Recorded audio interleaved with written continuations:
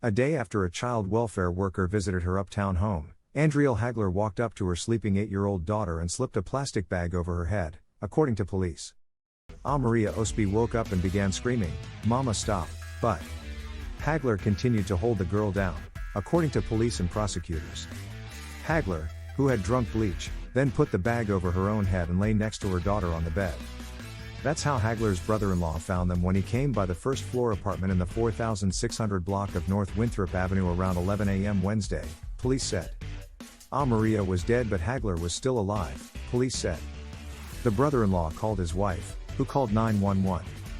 Paramedics tried to tend to her, but Hagler stiffened her arms and body and refused to release her hands, a police report states. Hagler was finally cuffed so she could be taken to Weiss Memorial Hospital, where she was listed in good condition. An autopsy on her daughter determined she had died from injuries suffered during an assault and also had injuries consistent with asphyxiation.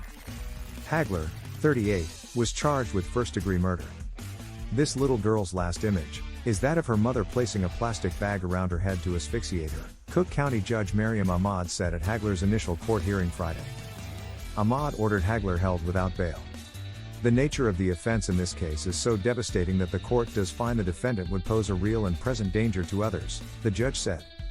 In a statement to detectives, Hagler said she killed her daughter because she thought the girl didn't love her anymore, and she was taking her dad's side. Assistant State's Attorney James Murphy said. She felt it was their time to go. Hagler said she and her daughter said their prayers before going to bed around 8 or 9 p.m. Tuesday.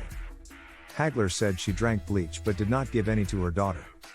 Hagler admitted having used the drug PCP recently, and a toxicology report showed the drug in her system, Murphy said. Hagler works as an occupational therapist and has struggled with depression, Assistant Public Defender Chris Anderson told the judge. A caseworker for the Illinois Department of Children and Family Services had visited the family a day before the murder, but the agency said no signs of abuse, neglect or danger were noted by our investigator. DCFS said it had prior contact with this family and the family had participated in Intact Family Services from a substance abuse-related incident in 2017.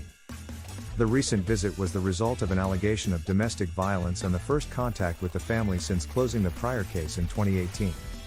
The agency said the domestic violence allegation involved abuse of one parent by the other, not abuse of the child.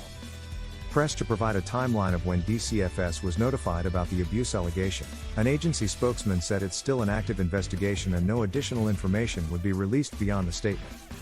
In 2017, Hagler was arrested for DUI and child endangerment after crashing on the Eisenhower Expressway near Peoria Street, court records show. State police said Hagler was dazed and confused, could not spell her last name and did not seem to be aware she had crashed the car against a concrete median. Her daughter, 3 years old at the time, was in the back seat.